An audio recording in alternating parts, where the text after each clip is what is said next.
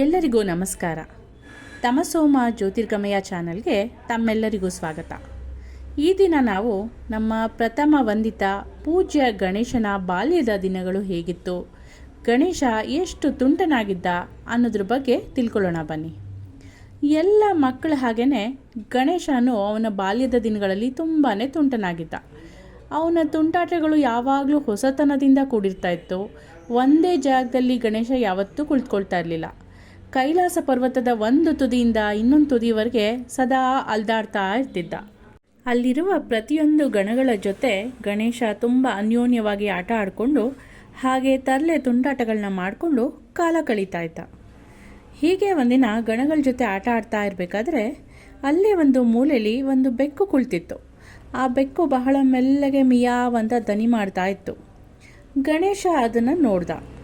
ಅದನ್ನು ನೋಡಿದ ಕೂಡಲೇ ಅದನ್ನು ರೇಗಿಸ್ಬೇಕು, ಅದಕ್ಕೆ ತರಲೆ ಮಾಡಬೇಕು ಅಂತ ಹೇಳಿ ಅದರ ಹತ್ರ ಹೋಗಿ ಅದರ ಬಾಲನ ಹಿಡ್ಕೊಂಡು ಅದನ್ನು ತಿರುಗ್ಸೋಕ್ಕೆ ಶುರು ಮಾಡ್ದ. ಆ ಬೆಕ್ಕಿಗೆ ಇದರಿಂದ ತುಂಬಾ ನೋವಾಯಿತು. ಅದು ನೋವಿಂದ ಕಿರ್ಚ್ಕೊಂಡು ಅವನಿಂದ ಬಿಡಿಸ್ಕೊಳ್ಳೋಕ್ಕೆ ಪ್ರಯತ್ನ ಪಡ್ತು. ಹೀಗೆ ಬಿಡಿಸ್ಕೊಳ್ಳೋ ಪ್ರಯತ್ನದಲ್ಲಿ ಬೆಕ್ಕು ಗಣೇಶನ ಕೈಯಿಂದ ಜಾರಿ ಕೆಳಗೆ ಬಿದ್ದೋಯ್ತು. ಅದು ಕೆಳಗೆ ಬಿದ್ದಾಗ ಜೋರಾಗಿ ಅದಕ್ಕೆ ಏಟು ತಗಲ್ತು. ಗಣೇಶನಿಗೆ ಅವನ ತಪ್ಪಿನ ಅರಿವಾಯಿತು. ಅಯ್ಯೋ ಪಾಪ, ನಾನು ಬರೀ ಆಟ ಆಡ್ಸೋಕ್ಕೆ ಅಂತ ರೇಗ್ಸೋಕ್ಕೆ ಅಂತ ಮಾತ್ರ ಹೋದೆ, ಆದರೂ ಈ ಬೆಕ್ಕು ಬಿದ್ದು ಅದಕ್ಕೆ ಗಾಯ ಆಯಿತು, ಅದಕ್ಕೆ ತುಂಬ ನೋವಾಯ್ತಲ್ಲ ಅಂತ ಯೋಚನೆ ಬಂತು. ಇದರಿಂದ ಗಣೇಶನಿಗೆ ಪಶ್ಚಾತ್ತಾಪ ಆಯಿತು. ಆದರೂ ಅದಕ್ಕೇನು ಮಾಡೋಕ್ಕಾಗಲ್ಲ. ಈಗ ಆ ಕಾರ್ಯ ನಡೆದೋಗಿದೆ. ಅದೇ ಬೇಸರದಿಂದ, ಭಾರವಾದ ಹೃದಯದಿಂದ ಗಣೇಶ ಅಲ್ಲಿಂದ ಹಿಂತಿರುಗ್ದ. ಇಷ್ಟೆಲ್ಲ ತರಲೆ ತುಂಟಾಟಗಳು ಮಾಡಿ ಮನೆಗೆ ವಾಪಸ್ ಬರೋ ಅಷ್ಟರಲ್ಲಿ ಗಣೇಶನಿಗೆ ತುಂಬಾ ಹಸಿವಾಗಿ ಹೋಗಿತ್ತು.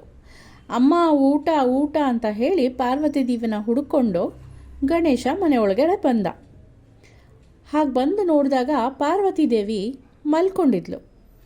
ತಾಯಿ ಮುಖ ನೋಡಿದ ತಕ್ಷಣವೇ ಗಣೇಶನ್ ತುಂಬಾ ಆಘಾತ ಆಯಿತು. ಯಾಕೆ ಅಂದರೆ ಪಾರ್ವತಿ ದೇವಿ ಮೈ ತುಂಬ ಗಾಯಗಳಾಗಿತ್ತು. ಆಕೆ ನೋವಿಂದ ನರಳ್ತಾ ಇದ್ಲು. ಶರೀರದ ಮೇಲಿನ ಗೀರುಗಳು, ಗಾಯಗಳನ್ನೆಲ್ಲ ಗಣೇಶ ನೋಡಿ ಸಿಕ್ಕಾಪಟ್ಟೆ ಗಾಬರಿ ಆಗ್ಬಿಟ್ಟ. ಅಮ್ಮನಿಗೆ ಹೀಗ್ಯಾಕಾಯ್ತು ಅಂತ ಗಣೇಶ ಯೋಚನೆಗೆ ಬಿದ್ದ. ತನ್ನ ತಾಯಿ ಪಾರ್ವತಿ ವಿಶ್ವದಲ್ಲೇ ಅತಿ ದೊಡ್ಡ ಶಕ್ತಿ, ಜಗನ್ಮಾತೆ ಆಕೆ. ಆಕೆನ ಮುಟ್ಟಿ ಇಷ್ಟೊಂದು ಗಾಯ ಮಾಡೋ ಧೈರ್ಯ, ಶಕ್ತಿ ಯಾರಿಗೂ ಇಲ್ಲ. ಆದರೂ ಯಾಕೆ ತನ್ನ ತಾಯಿಗೆ ಇಷ್ಟೊಂದು ಗಾಯಗಳಾಗಿವೆ, ಮೈಯೆಲ್ಲ ಧೂಳಾಗಿದೆ, ಯಾಕೆ ಎಷ್ಟು ನೋವಿಂದ ಒದ್ದಾಡ್ತಾ ಇದ್ದಾಳೆ ಅಂತ ಯೋಚನೆ ಮಾಡ್ದ.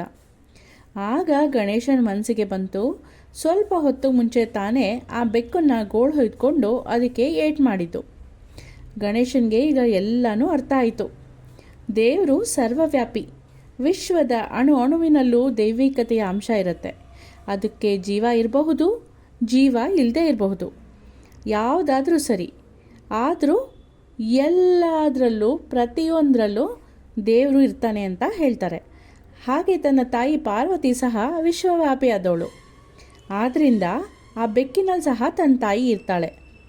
ನಾನು ಆ ಬೆಕ್ಕಿಗೆ ಮಾಡಿದ ಗಾಯಗಳೆಲ್ಲ ಈಗ ನನ್ನ ತಾಯಿಗೆ ರವಾನೆಯಾಗಿದೆ. ನಾನು ಅಲ್ಲಿ ಮಾಡಿದ ತಪ್ಪಿನಿಂದ ಈಗ ನನ್ನ ತಾಯಿಗೆ ತೊಂದರೆ ಆಗಿದೆ ಅಂತ ಗಣೇಶನಿಗೆ ಗೊತ್ತಾಯಿತು. ಆಗ ಗಣೇಶ ತನ್ನ ತಾಯಿ ಹತ್ರ ಬಂದು ಕ್ಷಮೆ ಬೇಡ್ಕೊಂಡ. ಇನ್ಯಾವತ್ತೂ ಮುಂದೆಂದು ವಿನಾಕಾರಣ ಯಾರಿಗೂ ನಾನು ನೋವು ಉಂಟು ಮಾಡಲ್ಲ ಅಂತ ತನ್ನ ತಾಯಿಗೆ ಮಾತು ಕೊಟ್ಟ. ಅಂದಿನಿಂದ ಗಣೇಶ ಇಷ್ಟು ತರಲೆ ತುಂಟಾಟಗಳನ್ನೆಲ್ಲ ಮಾಡೋದು ಬಿಟ್ಟು ತನ್ನ ತಾಯಿ ಹೇಳ್ದಂಗೆ ಕೇಳ್ಕೊಂಡಿರೋದಕ್ಕೆ ಶುರು ಮಾಡ್ದ. ಧನ್ಯವಾದಗಳು.